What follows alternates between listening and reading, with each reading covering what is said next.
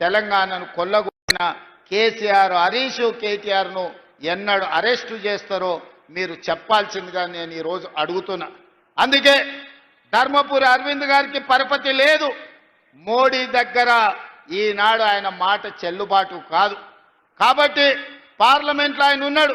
నిధులు దేవాలంటే కేంద్రం నుంచి ఎంపీలు చాలు, కౌన్సిలర్లు వెళ్ళేది, కార్పొరేటర్లు వెళ్ళేది ఢిల్లీకి కాదు, ఇక్కడ ఉండే మున్సిపల్ మంత్రి దగ్గరికి వెళ్ళాలి, లేకపోతే స్థానికంగా ఉండే ఎమ్మెల్యే దగ్గరికి వెళ్ళాలి. స్థానిక ఎమ్మెల్యే భూపతి రెడ్డి ఉన్నాడు, మున్సిపల్ శాఖ మంత్రిగా నేనున్నా. ఇవాళ కౌన్సిలర్లు, కార్పొరేటర్లను మీరు గెలిపించండి. నిధులు ఇచ్చే బాధ్యత నాది, నిజామాబాద్ను అభివృద్ధి చేసే బాధ్యత నాది, నిజామాబాద్కు ఔటర్ రింగ్ రోడ్ ఇచ్చే బాధ్యత నాది.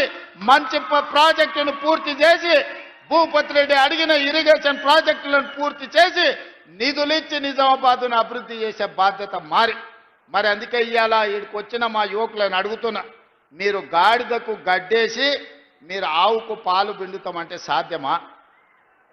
మీరు ఆ బీఆర్ఎస్, బీజేపీలకు ఓట్లేసి కాంగ్రెస్ పార్టీలను అభివృద్ధి చేయమంటే నేను నిధులు ఇవ్వాలన్నా మేయర్ మనోడు ఉండాలి కదా, కార్పొరేటర్ మనోడు ఉండాలి కదా, కౌన్సిలర్లు మనోళ్ళు ఉండాలి కదా. అడగంది అమ్మాయినా అన్నం పెట్టదు అంటారు. రేపు ఎమ్మెల్యేతోనో మంత్రులతోనో సహకారం తీసుకొని పనులు చెయ్యాలి అనంటే స్థానికంగా మనోడై ఉండాలి. వెనకటికే పెద్దలు చెప్పారు, మట్టికి పోయినా ఇంటోడు పోవాలని. మరి మన బస్తీ, మన కాలనీల అభివృద్ధి జరగాలి అంటే మనోడు కార్పొరేటర్ గెలిచి ఉండాలి. అందుకే చాలా సంవత్సరాల తర్వాత మంచి అవకాశం నిజామాబాద్కు వచ్చింది. ఈ బంగారం లాంటి అవకాశాన్ని జారవిడ్చుకోకండి. ఈరోజు పిసిసి అధ్యక్షుడిగా మహేష్ కుమార్ గౌడ్ గారు ఉన్నారు, రాష్ట్ర ప్రభుత్వ సలహాదారులుగా సుదర్శన్ రెడ్డి గారు ఉన్నారు, అదేవిధంగా షబ్బీర్ అలీ గారు, వీళ్ళందరూ కూడా ప్రభుత్వంలో కీలకమైన బాధ్యతలు పోషిస్తున్నారు. సరాసరి వాళ్ళు ముఖ్యమంత్రి దగ్గరకు వచ్చి ఏమైనా అడగగలిగి నిధులు మంజూరు చేయించుకునే పరిస్థితి వాళ్ళ చేతుల్లో ఉంది. కాబట్టి ఈరోజు నిజామాబాద్లో కాంగ్రెస్ పార్టీ జెండా ఎగరాలి. అదేవిధంగా మిత్రులారా, నిన్న బీజేపీ అధ్యక్షుడు రామచంద్రరావు గారు మాట్లాడుతూ ఈయన రేవంత్ రెడ్డి కాదు రేవంతుద్దీన్ అని చెప్పి నన్ను ముస్లిం పేరు మీద పిలిచిండు. సంతోషం. 100 సంవత్సరాల క్రితం బ్రిటిష్ వాళ్ళు ఉన్నప్పుడు బీసీ కులగణన చేశారు. 100 ఏళ్ల వరకు బీసీల లెక్కలు ఎప్పుడు ఈ దేశంలో చేయలే, ఏ రాష్ట్రంలో చేయలే. మహేష్ గౌడ్ గారు, నేను అందరం అయిన తర్వాత బీసీ కులగణన చేయాల్సిందని 100 సంవత్సరాల సమస్యకు తెలంగాణ రాష్ట్రమే మొట్టమొదటిసారి మీకు socio economic education, employment and political cost సర్వేను మేము పూర్తి చేసినాడు. ఆనాడు మేము అధికారికంగా లెక్కలు ప్రకటించినప్పుడు మా మిత్రుడు మహేష్ గౌడ్ గారు ఒక మాట అన్నాడు, అయ్యా ఆయన పేరుకే రేవంత్ రెడ్డి కానీ ఇవాళ వారిని రేవంత్ గౌడు అని నేను అంటున్నా. ఈ రోజు ఎంతో గొప్ప పని చేసిండు మా బలైన వర్గాల లెక్కలు తీశాని మా మహేష్ గౌడ్ గారు ఆనాడు నన్ను రేవంత్ గౌడ్ అన్నాడు. నేను సంతోషంగా స్వీకరించిన. ఆ తర్వాత మాదిగా ఉపకులాల వర్గీకరణ సమస్య ఉన్నది. 40 ఏళ్ళు రావణ కాష్టంలాగా మండుతున్నది. ఆనాడు ఈ వర్గీకరణకు సంబంధించి సుప్రీంకోర్టు జడ్జిమెంట్ ఇస్తే 100 రోజుల్లోనే ఆ సమస్యకు శాశ్వత పరిష్కారం చూపించి 40 సంవత్సరాల సమస్యను శాశ్వతంగా పరిష్కరించి వర్గీకరణ చేసి మాదిగా ఉపకులాలకు న్యాయం చేసినప్పుడు మా సహచర మంత్రివర్గ సభ్యులు దామోదర్ రాజనరసింహ గారు ఈ రోజు నుంచి ఈయన రేవంత్ రెడ్డి కాదు రేవంత్ మాదిగా, మా మాదిగోళ్ళ బిడ్డగా మేము భావిస్తున్నామని దామోదర్ రాజనరసింహ గారు అన్నారు. నాకు చాలా సంతోషమైంది వాళ్ళ జాతిలో నన్ను ఒక్కడిగా పరిగణించినందుకు. అదేవిధంగా వాకిటి శ్రీహరి 30 ఏళ్ళ కాంగ్రెస్ కార్యకర్త, ఏ రోజు ఏ అవకాశం రాలే. ఉత్తమ్ కుమార్ రెడ్డి గారు పట్టుబట్టి ఎమ్మెల్యే టికెట్ ఇప్పిస్తే మొదటిసారి ఎమ్మెల్యేకు మంత్రివర్గంలో శ్రీహరిని మంత్రి చేసినప్పుడు మా ముదిరాజు బిడ్డలందరూ కలిసి రేవంత్ రెడ్డి కాదు రేవంత్ ముదిరాజు అని మా ముదిరాజులు నన్ను అన్నప్పుడు ఆ సామాజిక వర్గం కూడా నన్ను హక్కున చేర్చుకున్నందుకు నేను సంతోషపడ్డా. యువకుడు 35 సంవత్సరాల వయసులోనే పెద్దల సభకు అనిల్ యాదవ్ను పంపించినప్పుడు, హైదరాబాద్లో సదర్ నిర్వహించినప్పుడు యాదవ్ సోదరులందరూ రేవంత్ రెడ్డిని రేవంత్ యాదవ్ అని ఆ రోజు వేదిక మీద పిలిచినప్పుడు నేను గర్వపడ్డ మా యాదవ్ సోదరులు కూడా నన్ను హక్కున చేర్చుకున్నారని. ఇవాళ సిక్కు సోదరులు స్వర్ణ దేవాలయం లాంటి దేవాలయాన్ని మూసీ నది పరివాహక ప్రాంతంలో నిర్మాణం చేస్తాం, సిక్కుల ఆత్మ గౌరవాన్ని నిలబెడతామని చెబితే సిక్కు సోదరులు సర్దార్ రేవంత్ సింగ్ అని అన్నప్పుడు సిక్కు సోదరులు కూడా నన్ను అభిమానించినందుకు సంతోషం అని చెప్పిన.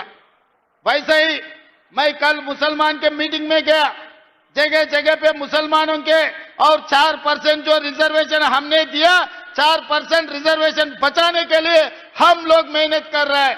मुसलमानों को जो जो जब जब जरूरत है सब कुछ कांग्रेस पार्टी ने दिया. इस देश को राष्ट्रपति मुसलमान को कांग्रेस पार्टी ने बनाया. 7 मुख्यमंत्रियों को इस देश में कांग्रेस पार्टी मुसलमानों को बनाया. मेरा कैबिनेट में शब्बीर भाई को मंत्री बनाने के लिए निजामाबाद अर्बन चुनाव में हम चुनाव लड़वाए. मैं कामारेड्डी, मेरे लिए शब्बीर भाई ने कुर्सी छोड़ा था कामारेड्डी असेंबली में, मगर हम केसीआर को हराए, हम नहीं जीत सका. आप लोग शब्बीर भाई को नहीं जिताया. फिर भी मुसलमानों को मंत्री बनाने के लिए मोहम्मद अजहरुद्दीन को बिना एमएलए बिना एमएलसी हम मंत्री बनाए. कल परसों हम उनको भी एमएलसी बनाने वाले हैं. इसीलिए इतने सारे 8 मुसलमान माइनॉरिटियों को हम लोग कारपोरेशन चेयरमैन बनाए. मतलब ये सरकार में बराबर मुस्लिम माइनॉरिटी को हिस्सा दे दिए. उनका हक है, उन लोगों का हक उनको पहुंचा दिए. इसीलिए आज कोई मुसलमान के भाई रेवंत को रेवंतुद्दीन कहे तो भी मेरे कोई परवाह नहीं है. मैं इसको अच्छी तरीका से मैं स्वीकार करता हूं. भारतीय जनता पार्टी రామచంద్రరావు రేవంతుద్దీన్ అన్నావు కదా, నాకేం ప్రాబ్లం లేదు. రేవంత్ గౌడ్ అయినా, రేవంత్ మాదిగైనా, రేవంత్ ముదిరాజ్ అయినా, రేవంత్ యాదవ్ అయినా, సర్దార్ రేవంత్ సింగ్ అయినా, లేకపోతే రేవంతుద్దీన్ అయినా నాకేమీ అభ్యంతరం లేదు.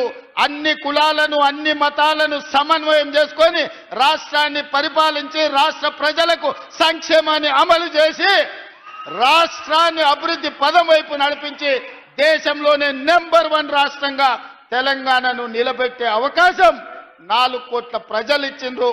నేను గర్వంగా ఫీల్ అవుతా రామచంద్రరావు గారు. కానీ నేను నిన్ను ఒక్క మాట అడగదలుచుకున్నా. నీ పక్కల కూర్చున్న కిషన్ రెడ్డి ఎవరయ్యా? ఎందుకు కేసీఆర్ని కాపాడుతున్నాడే?